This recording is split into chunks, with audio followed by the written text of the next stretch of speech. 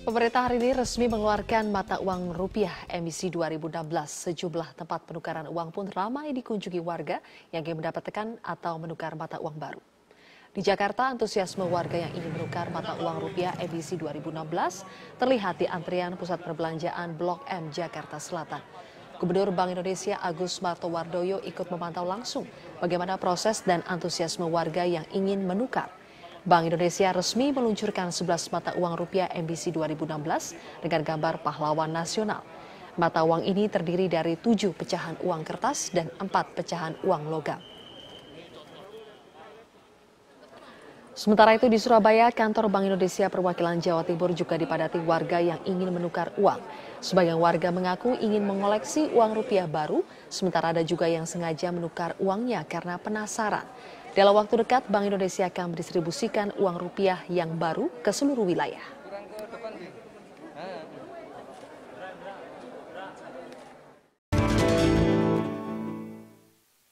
Menarik diskusi kita, bahkan di tengah komersial break pun kita tetap berdiskusi tentang redenominasi ini, pemirsa. Kita akan lanjutkan di Hot Economy pada malam hari ini. Pak Misbakun, selama ini kan tadi sudah disebutkan bahwa wacananya sudah dari tahun 2011, lalu 2013 sudah masuk tuh RUU-nya. Apa yang bikin ini mengendap selama ini? Pansusnya juga sudah ada kan sebetulnya? Belum. Oh, belum. Okay. Jadi ini kan masih di prolegnas. Kita sih kepinginnya pemerintah kalau punya keberanian, ya ayo dibahas. DPR ini kan tergantung siapa yang menendang bolanya. Kebetulan kan undang-undang ini kan usulan dari pemerintah. Kita masukkan prolegnas, kemarin kan ada beberapa prioritas yang kemudian lebih dulu kita. Karena apa? Usulan pemerintah itu ada yang namanya Undang-Undang Ketentuan Umum dan Tata Cara Perpajakan. Pemerintah. Terus ada undang-undang mengenai perimbangan keuangan pusat dan daerah yang butuh dibahas. Ada penerimaan negara bukan pajak, ada biaya materai. Yang pemerintah kan DPR ini kan Komisi 11 tidak bisa langsung semuanya dibahas. Ada pagu anggaran pembahasan undang-undang yang memang harus ada di slotnya dulu. Artinya ketika itu pemerintah pun tidak mendorong Lah kalau pemerintah RUU mau dorong, ini. ya pemerintah sudah mendorong. Tetapi kan sudah ada list-list yang sebelumnya itu harus disundul, harus diselesaikan dulu. Contoh ketentuan umum dan tata cara perpajakan sudah dibentuk. Tapi masih bisa dimasukkan di slot di. Nggak ada masalah. Kita kapan aja mau membahas itu. Bayangkan tiba-tiba pemerintah waktu itu ingin masukkan teks amnesti, kita selesaikan. Itu. Intinya bisa diselesaikan lah ya. Ya. Bisa diselesaikan. Kita nggak ada masalah. Kita dukung pemerintah sepenuhnya maunya apa. Yang penting bagaimana kemudian undang-undang ini berjalan dengan baik, tidak menimbulkan kericuan-kericuan baru, kegaduhan itu. Apalagi ini tujuannya sangat bagus sekali. Baik, ini sudah didukung sekali lagi. Bisalah masuk ke slot prolegnas 2017. Tapi yang dikhawatirkan tadi masa transisinya ya Pak ya. Betul. Ini memang perlu waktu yang sedemikian panjang. Nah persisnya apa? Apa yang harus dilakukan di masa transisi yang sedemikian panjang itu oleh pemerintah? Kalau menurut saya masa transisi jangan stick gitu ya, harus fleksibel gitu. Ada evaluasinya. Ada evaluasinya. Kalau perlu setahun ya setahun. Kalau perlu diperpanjang silahkan diperpanjang supaya betul-betul. Saya begini Pak, tadi kalau kita boleh mengkritisi apa yang disampaikan oleh BI, masa transisinya 7 tahun dan sebagainya, terlalu lama. Betul. Kalau menurut saya terlalu lama. 7 tahun malah terlalu lama. Kalau menurut saya ini periode 1 tahun masalah sosialisasi, 1 tahun masa transisi, yang 1 tahun lagi penarikan rupiah lama, dan tahun keempat selesai. Sudah 4 tahun selesai. Jadi tidak sampai 2025 sesuai dengan peta jalan. Teknologi sudah sedemikian majunya. Jadi yang penting adalah pada saat kita melakukan masa transisi, rakyat tidak dibuat bingung. Kalau mereka pergi ke toko, pergi ke pasar, dibuat 2 harga. Harga lama misalnya tadi Rp50.000, ada mata uang lama, Anda silahkan bayar pakai mata uang lama. Ada lagi mata uang baru Rp50. Anda mau pilih yang mana? Terus sampai sekian lama, sampai betul-betul paham. Dengan kondisi geografis Indonesia yang sedemikian banyaknya kepulauan gitu, dan ini memang dipisahkan oleh laut, 1 tahun Anda optimistis bisa selesai? Saya yakin kalau BI berniat, dan saya melihat BI ini sangat optimis gitu. Karena saya juga ikut. Saya termasuk yang mengkritik BI dalam kaitan terlalu panjang. 4 tahun. Anda sepakat juga optimistis 4 tahun bisa selesai? Kalau menurut saya, edukasi ini setahun cukup. Betul. Ya kan, setahun cukup lah. Jakarta, uang beredar paling banyak di mana sih? Ya kan? Di kepulauan-kepulauan itu kan tinggal masalah edukasi. Masyarakatnya juga nggak terlalu banyak transaksinya. Itu kan bisa diselesaikan pada saat tahap implementasi dan pelaksanaannya. Ini saya suka sekali, justru optimisme ini yang muncul. Tidak 7 tahun, tapi bisa 4 tahun. Yang bisa didik adalah dunia usahanya, para pedagangnya, dan juga para sekolah, mahasiswa itu diberi pendidikan bahwa ini loh mata uang baru caranya menggunakan ini. Saya kok yakin ya dengan kondisi seperti sekarang itu tidak masalah masalah. Semoga pemerintah menyaksikan dialog kita pada malam hari ini ya. Pak, banyak pihak yang optimistis begitu. Baik, kita harus jeda lagi. Nanti kita tiba di segmen terakhir. Pemirsa jangan kemana-mana. Hot Ekonomi akan kembali. Pemirsa, inilah headline news pukul 1 waktu Indonesia Barat. 4.200 lebih rumah warga di Tuban, Jawa Timur masih terendam banjir luapan Sungai Bengawan Solo. Banjir sudah melanda Tuban selama sepekan terakhir. Pantauan tim Metro TV dari atas perbukitan Kapur di sisi utara aliran Bengawan Solo menunjukkan luasnya banjir. Selama sepekan terakhir, banjir akibat luapan Sungai Bengawan Solo masih merendam 34 desa dari 5 kecamatan di Tuban. Ketinggian air mencapai rata-rata 1 hingga 2 meter.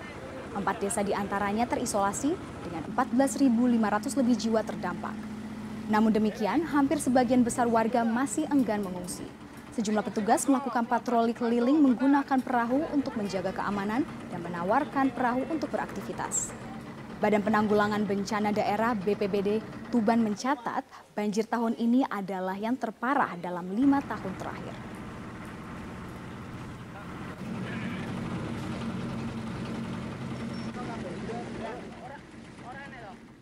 Bismillahirrahmanirrahim. Assalamualaikum warahmatullahi wabarakatuh. Pertama-tama saya ingin menyampaikan terima kasih kepada seluruh jajaran pimpinan KPK yang telah menginformasikan mengenai kejadian operasi tangkap tangan terhadap salah satu staf di Direktorat Jenderal Pajak. Tentunya saya sangat kecewa terhadap tindakan dari aparat pajak, terutama pada saat kami semuanya sedang di dalam proses untuk membangun kembali kepercayaan wajib pajak melalui suatu program tax amnesty yang ini menggambarkan dibutuhkannya kepercayaan dua belah pihak, yaitu dari wajib pajak dan juga dari aparat pajak.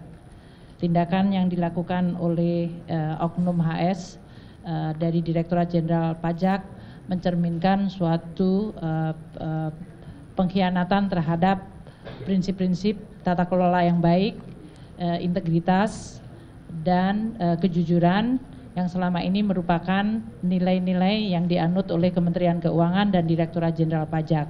Jadi ini merupakan suatu tindakan yang mencederai nilai-nilai dan tentu juga mencederai kepercayaan dari koleganya yang lain.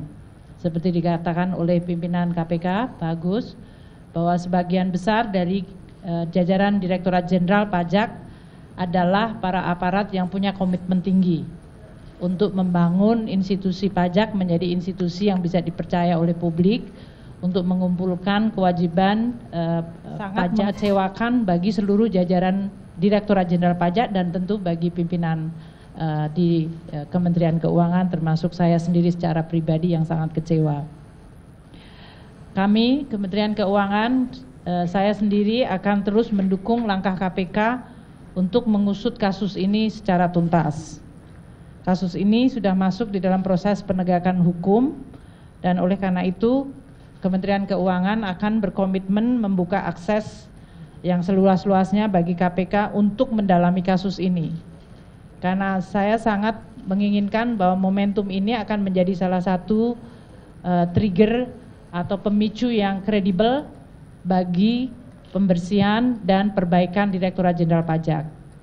Kalau kami selama ini berkomunikasi bahwa melalui tax amnesty dan reformasi kami ingin membangun kepercayaan publik, maka kami menganggap bahwa hikmah dari OTT ini adalah suatu upaya yang jauh lebih sistematis dan kredibel untuk membangun Direktorat Jenderal Pajak yang bersih dari korupsi dan memiliki nilai integritas yang baik. Kami juga akan bekerja sama dengan KPK untuk mengintensifkan berbagai upaya pencegahan korupsi dan memperbaiki sistem tidak hanya di Direktorat Jenderal Pajak, tadi di Kementerian Keuangan keseluruhan. Kami menganggap bahwa Kementerian Keuangan merupakan lembaga yang sangat penting, sangat strategis yang memiliki amanah untuk mengelola keuangan negara secara bersih dan kredibel. Dan itu tidak mungkin dilakukan secara sendiri tanpa ada bantuan dan dukungan dari institusi yang kredibel seperti KPK. Sehingga saya sangat menyambut dan meminta untuk KPK membantu kami. Sehubungan dengan reformasi di Direktorat Jenderal Pajak yang telah saya sampaikan beberapa saat ini, maka saya akan segera membentuk dan mengumumkan tim reformasi di Direktorat Jenderal Pajak yang tidak hanya menyangkut masalah korupsi, tapi menyangkut ada 5 hal yang sangat strategis. Yang tentu pertama adalah masalah SDM dan Code of Conduct, yang ini menyangkut masalah integriti, pembersihan terhadap aspek-aspek korupsi, tapi lebih kepada juga perbaikan skill, kompeten, dan profesionalisme. Yang kedua adalah menyangkut masalah information system dan database, karena ini akan sangat membantu kami untuk mengidentifikasikan kewajiban dari wajib pajak secara objektif dan mengurangi interaksi dari aparat pajak secara tidak perlu yang kemudian bisa menimbulkan berbagai transaksi seperti yang terjadi pada OTT ini. Yang ketiga, kami perlu dan memandang penting untuk memperbaiki bisnis proses. Selamat malam, Anda menyaksikan Headline News pukul 21 waktu Indonesia Barat. Pemirsa, Polda Metro Jaya telah menetapkan Buniyani sebagai tersangka terkait dugaan pencemaran nama baik. Untuk mengetahui informasi selengkapnya, kita simak langsung mendengarkan keterangan pers dari Kabid Humas Polda Metro Jaya, Kombes Pol Awi Setiono. Romawi 10 2016 PMJ di Reskrim Sus pada tanggal 7 Oktober 2016. Kita ketahui bersama bahwasannya LB tersebut pelapornya adalah Andi Windo Wahidin SHMH. Kasusnya tentang pencemaran nama baik dan penghasutan atau SARA. Adapun untuk identitas terlapor, yaitu nama BY, jenis kelamin laki-laki, tempat tanggal lahir Lombok Timur 16 Mei 1969, pekerjaan dosen agama Islam, Kewarganegaraan Indonesia, alamat Kalibaru, Permai, Blok B2, nomor 15, RT 002007, Kelurahan Kalibaru, Kecamatan Cilodong, Depok, Jawa Barat. Hasil dari proses penyidikan selama ini yang telah dilakukan oleh Subdit Cybercrime Polda Metro Jaya sudah melakukan pemeriksaan terhadap saksi-saksi, kemudian saksi ahli, sampai dengan hari ini kita telah melakukan pemanggilan terhadap terlapor. Tadi pagi sekitar jam berapa tadi Pak Roberto? Jam 11 ya. Ya, kita panggil jam 10, jam 11 hadir sebagai saksi, dan tadi sampai dengan pukul sekitar 19.30 ya, selesai dilakukan pemeriksaan sebagai saksi. Namun demikian dengan hasil pemeriksaan, hasil konstruksi hukum, pengumpulan alat-alat bukti dari penyidik pada kesempatan malam hari ini sekitar pukul 20.00 dengan bukti permulaan yang cukup, yang bersangkutan saudara BY kita naikkan statusnya menjadi tersangka. Bahwasanya yang bersangkutan dari tuduhan persangkaan oleh pelapor terkait dengan pencemaran nama baik dan penghasutan SARA yang dapat kita penuhi terkait dengan unsur-unsur perbuatan pidananya, yaitu terkait dengan Kita beralih ke informasi penyidik Polda Metro Jaya memanggil sejumlah saksi untuk mendalami kasus penghadangan kampanye yang terjadi pada pasangan Cagup dan Cawagup DKI Jakarta, Basuki Cahayapurnama dan Jarod Saiful Hidayat di kawasan Kembangan Utara. Cawagup petahana Jarod Saiful Hidayat menjadi salah satu saksi yang hadir untuk memberikan keterangan. Kita bergabung bersama dengan rekan kami Aftian Siswoyo langsung dari Mapolda Metro Jaya di Jakarta untuk informasi selengkapnya. Aftian, apa saja keterangan yang disampaikan Jarod Saiful Hidayat sebagai saksi kepada penyidik Polda Metro Jaya? Robert, hari ini Jarod Saiful Hidayat tiba di Mapolda Metro Jaya pada pukul 16 waktu Indonesia Barat, dan Jarod sempat memberikan beberapa keterangan kepada awak media bahwa terkait kehadirannya hari ini adalah berkapasitas sebagai saksi terkait kasus penghadangan ketika melakukan kampanye di kawasan Kembangan Utara. Dan di sini Jarod juga akan memberikan penjelasan serta klarifikasi atas tindak pidana pilkada yang dialami. Kemudian Jarod juga menjelaskan bahwa banyak sekali yang melakukan penghadangan ketika melakukan kampanye di kawasan Kembangan Utara, baik ketika Jarod berada di lapangan ataupun ketika melakukan sholat asar di masjid. Dan dalam minggu ini pihak kepolisian akan menyelesaikan berkas perkara dan diserahkan ke jaksa penuntut umum untuk proses tindak lanjut. Dan selain Jarod, hari ini juga dihadirkan 11 orang saksi lainnya untuk memberikan keterangan. Dan hingga saat ini memang pihak kepolisian masih belum menetapkan tersangka dalam kasus penghadangan yang dilakukan oleh salah satu warga berinisial NS yang disebut sebagai komandan lapangan. Dan tadi setelah kehadiran Jarod, tadi juga hadir dalam pemanggilan hari ini adalah Ketua DPRD DKI Jakarta, Prasetyo Edy, dan di sini Prasetyo Edy mengatakan bahwa mengetahui terkait permasalahan ini, yaitu permasalahan penghadangan ketika melakukan kampanye di kawasan Kembangan Utara. Prasetyo Edy juga meskipun tidak mengikuti kampanye di kawasan Kembangan Utara, namun sebagai ketua tim hari ini datang berkapasitas sebagai saksi. Dan Prasetyo Edy juga menjelaskan bahwa ada beberapa bukti yang dibawa, termasuk yaitu bukti video dan juga beberapa bukti foto. Dan berikut merupakan pernyataan selengkapnya dari Jarod Saiful Hidayat. Terlapornya hanya NS saja yang di Kembangan itu atau ada yang lain? Saya tidak tapi kemungkinan itu kan ada banyak yang menghadang ya. Baik menghadang pada saat di lapangan maupun pada saat saya sudah ke tempatnya Pak Haji Saman dan menunaikan ibadah sholat asar, itu masih mereka ikut. Pak, PDIP sudah menyebut ada keterlibatan tokoh politik di balik penghadangan itu, siapa sebenarnya Pak? Saya nggak ngerti, tanyakan pada penyidik nanti ya. Tugasnya Panwas, tugasnya polisi untuk bisa menyidik. Robert. Baik, terima kasih Aftian Siswoyo atas informasi Anda. Calon Wakil Gubernur DKI Jakarta Jarod Saiful Hidayat mempertanyakan kinerja Badan Pengawas Pemilu atau Bawaslu yang seolah lamban memproses aksi-aksi penghadang kampanye. Peneliti Divisi Hukum Perludem, Fadli Ramadhani, menilai Bawaslu dan polisi harus menindak tegas pelaku yang mengganggu hak konstitusional paslon untuk memberikan efek jerah. Main aja ke PDIP.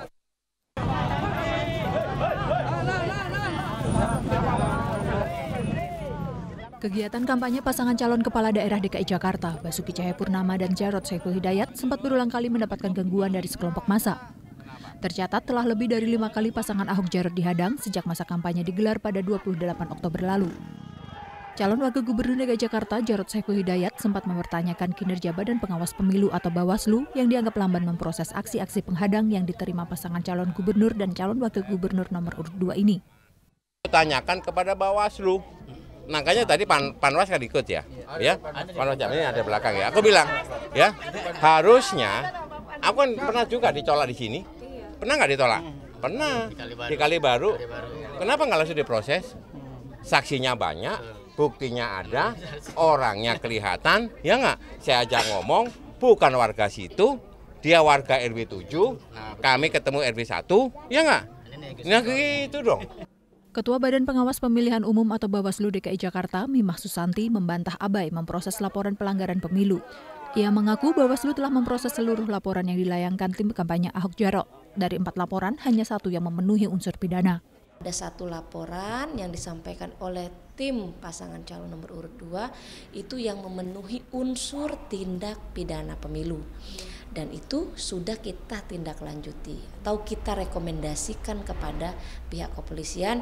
Jadi kewenangannya itu sudah ada kepada mereka, ya.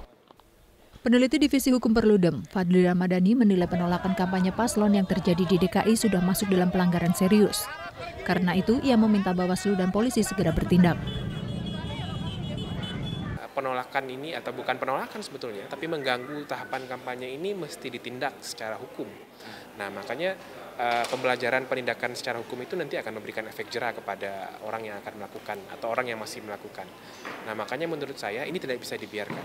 Kalau ini dibiarkan dan tidak ditindak secara tegas, ini bisa menjadi presiden bagi daerah lain yang melangsungkan pilkada di 100 daerah yang lain. Kegiatan kampanye adalah hak setiap pasangan calon kepala daerah yang dilindungi oleh undang-undang. Jika hal ini dibiarkan, dikhawatirkan tidak hanya akan menjadi presiden buruk bagi pelaksanaan demokrasi, tetapi juga penegakan hukum di Indonesia. Apalagi ada ancaman pidana bagi para pelaku. Tim Liputan Metro TV. Banyak cara dilakukan warga untuk mendukung pasangan calon gubernur DKI Jakarta dalam memenangkan Pilkada DKI 2017 mendatang. Ya, salah satunya dengan penggalangan dana kampanye rakyat yang digagas oleh kaum ibu-ibu sebagai simpatisan pasangan nomor urut 2 Ahok Jarot.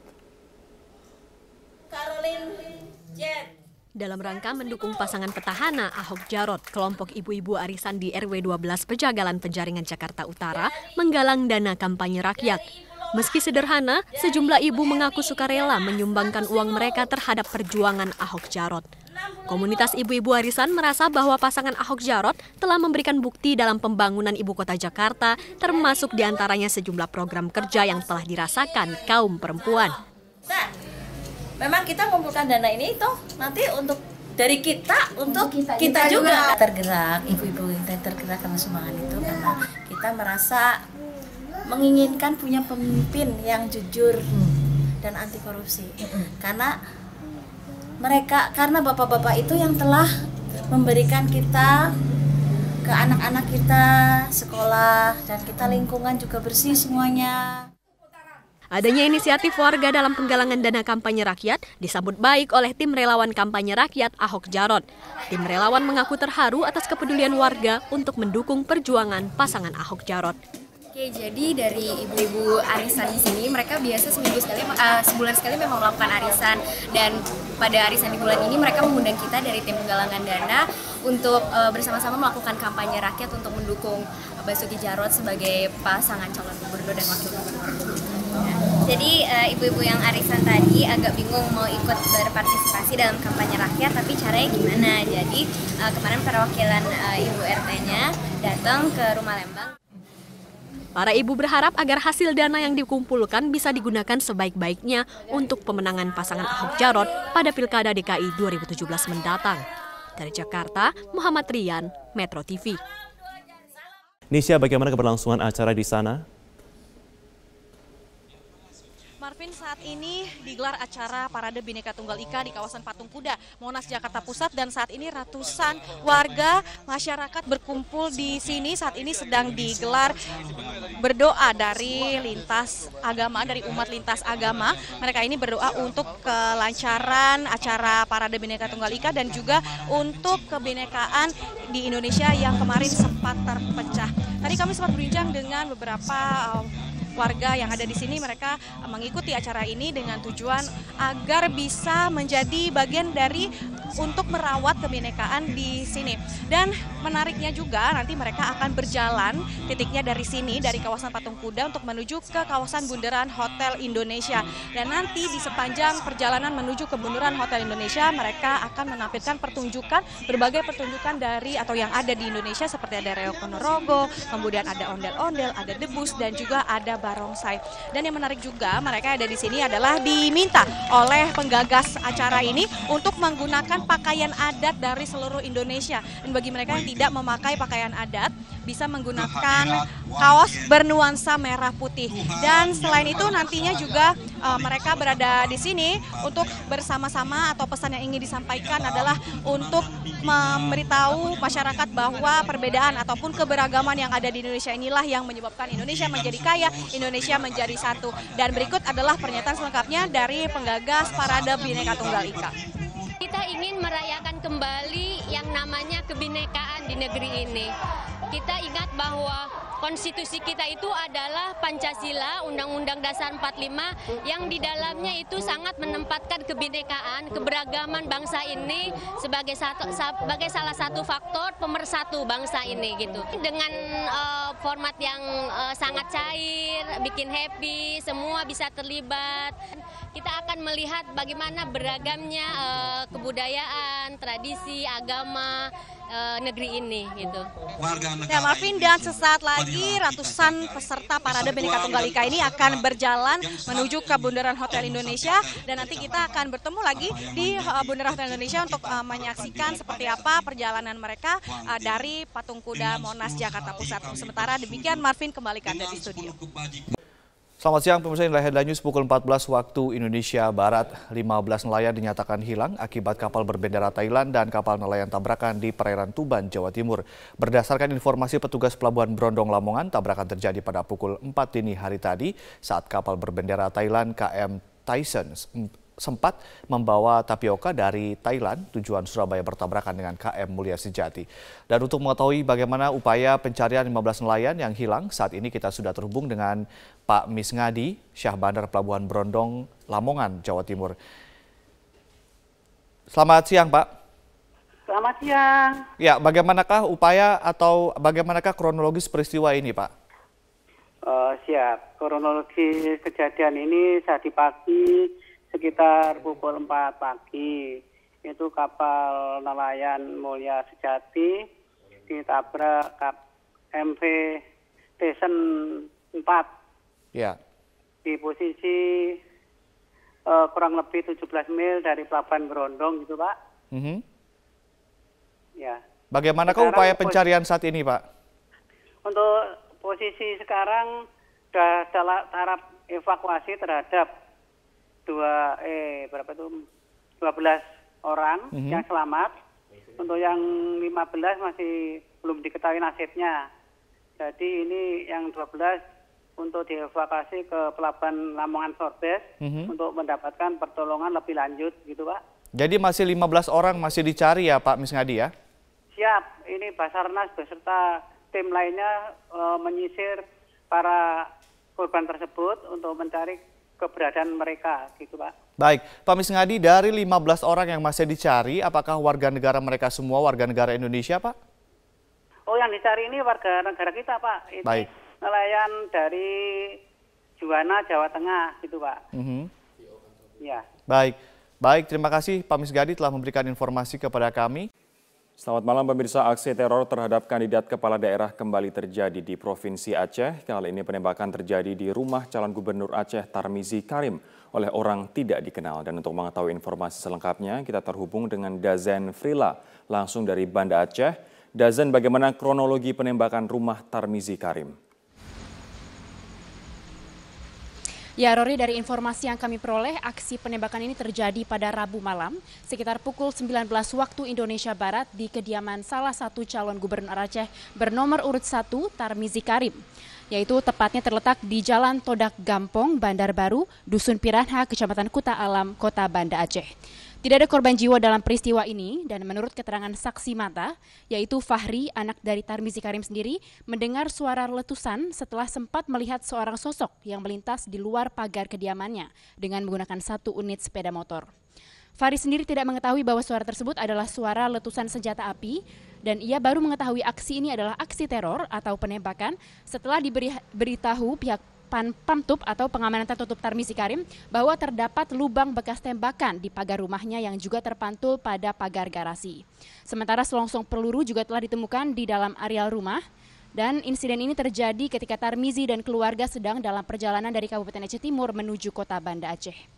Hingga saat ini pihak kepolisian belum dapat mengungkap motif ataupun pelaku di balik penembakan ini, dan saat ini masih melakukan pemeriksaan karena pihak Tarmizi Karim sendiri baru menyampaikan laporan kasus ini pada sore hari tadi, Rory. Sementara olah TKP akan segera dilakukan dalam waktu dekat. Dan menanggapi insiden ini, Tarmizi Karim sendiri yang maju dalam Pilgub Aceh melalui jalur independen mengatakan aksi penembakan ini merupakan bentuk teror yang telah mengganggu kedamaian pilkada, namun pihaknya tetap menghimbau kepada seluruh tim sukses dan para pendukung untuk tetap tenang dan tidak terprovokasi oleh kejadian ini. Berikut kita dengarkan salah satu petikan wawancara kami dengan calon Gubernur Aceh Tarmizi Karim. Sebetulnya seperti tadi kita sudah kumpul juga dengan tim kita, tim sukses di dalam pilkada ini. Saya memintakan kepada mereka agar sabar, tenang, oleh karena ini sudah ditangani oleh polisi dengan bagus sekali sejak awal tadi pagi. Dan sebetulnya ini kan bertentangan dengan semangat pilkada damai.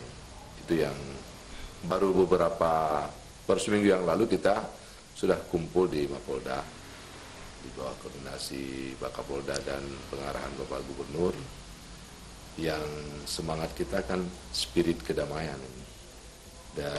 Tapi kalau ada kejadian seperti ini, maka itu akan bertolak belakang sekali dengan semangat pilkada yang damai, aman, sejahtera. Untuk sementara demikian yang dapat kami sampaikan dari Banda Aceh. Kembali ke Anda, Rory, di studio. Pemirsa, kita bergabung dengan Stella Nau dari Istana Merdeka. Stella, ini adalah pertemuan yang kedua antara kedua tokoh dalam sebulan terakhir ini. Sebenarnya apa yang ingin disampaikan oleh kedua tokoh ini yang pernah menjadi rival dalam Pilpres 2014 lalu?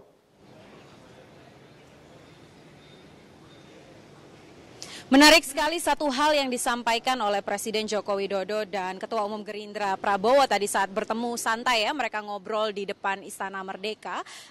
Satu hal yang ingin ditekankan adalah bagaimana dalam menjaga perdamaian dan juga kesatuan NKRI ini, itu tidak hanya saja Presiden yang bisa berperan, tetapi juga semua tokoh bangsa juga bisa ikut turut memerankan peran penting untuk menekankan kepada masyarakat Indonesia bahwa NKRI adalah harga mati. Dan ini kalau kita ambil istilah uniknya ya, tadi sempat disinggung juga oleh Prabowo, ini adalah kunjungan nasi goreng berbalas ikan bakar. Artinya kemarin pada akhir Oktober ketika Presiden Joko Widodo berkunjung ke Hambalang itu disediakan nasi goreng, namun ketika Ketua Umum Gerindra Prabowo hadir di sana, kali ini dihadirkan ikan bakar. Seperti itulah suasana hangat dan juga akrab yang digambarkan oleh mantan rival antara Presiden Joko Widodo dan juga Ketua Umum Gerindra Prabowo. Selain itu juga tadi Presiden Joko Widodo menyampaikan bahwa sayang sekali kalau hanya perbedaan politik, kalau hanya perbedaan pandangan dalam sebuah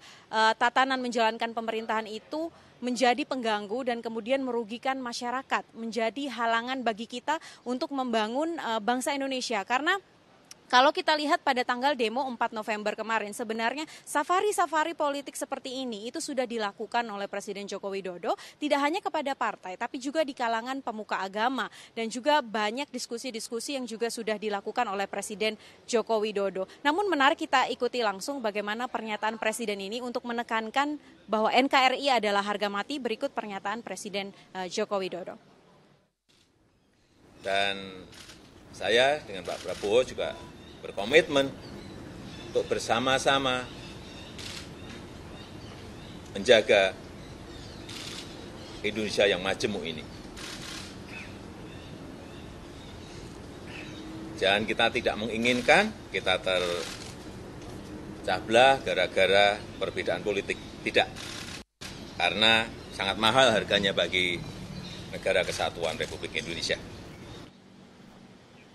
Selain itu, Prita, kami juga menanyakan kepada Ketua Umum Gerindra Prabowo, apakah memang masih perlu jika masyarakat yang tidak setuju dengan pengurusan atau proses hukum Gubernur DKI Basuki Cahayapurnama ini turun ke jalan lagi. Karena banyak sekali informasi yang berkembang di sosial media, itu tanggal 25 November akan ada aksi susulan. Di sini Prabowo menekankan sebagai salah satunya juga tokoh bangsa adalah kita harus mempercayakan proses hukum yang sudah berjalan. Karena memang sejak sebelum tanggal 4 November sebenarnya proses hukum terhadap Basuki Cahayapurnama itu sudah dilakukan oleh pihak kepolisian.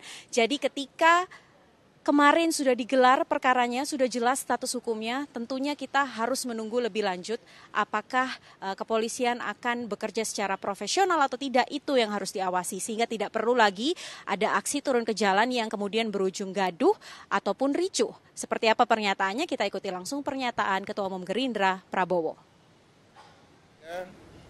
Tidak akan malu-malu dan segan, saya akan selalu menganjurkan kesejukan. Jadi bukan menghadapi 25, Pak. Setiap saat saya akan menganjurkan selalu untuk kita tidak usah gaduh, jangan gontoan, jangan tegang. Kesimpulan yang disampaikan oleh pertemuan Presiden Joko Widodo dan Ketua Umum Gerindra Prabowo hari ini adalah satu, Prita. Artinya negara kita adalah negara demokrasi. Siapapun yang turun ke jalan, siapapun yang menyuarakan pendapatnya harus dihormati. Tetapi tetap yang harus dijalankan untuk menyelesaikan semua permasalahan ini adalah hukum. Prita.